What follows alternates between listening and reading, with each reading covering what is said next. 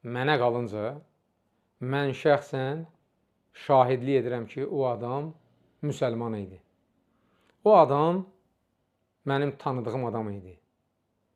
Ömrünün sonlarında ümrə ziyarəti də etmişdi, orucu da tuturdu, bayram namazlarında da iştirak etmişdi. Şəxsən mənim iştirak etdiyim məclisdə iştirak etmiş və mənim arxamda namaz da qılmışdı. Yenə də bu yalancı, kəzzəb, dəccal Əlxan Musayev video buraxıb. İnsanda biraz vicdan olar, insanda biraz şərəf olar, insan biraz üzü qızarar, bozarar. Dedin, çıxıb deyir ki, Suriyada, İraqda məzlumların tərəfində olmaq xavaricimi sayılır. Subhanallah. Xavarici yox, sən təkfircisən. Sənin üçün Azərbaycanda xavariclərin imamı deyirlər. Əksinə sən, nəyin ki xavariclərin imamı? Azərbaycanın Ben Ladenisən. Bugün də təkfirçilərlə bərabər oturursan, xavariclərin bir yerdəsən, onları bir yerə toplayırsan, onları qızışdırırsan, onlara yön verirsən. Utanmaz, insanda belə vicdan olar. İnsanda vicdan olar, insan utanar, qızarar, Allahdan qorxar. O qədər insanların ailəsinin dağılmana səbəb olur.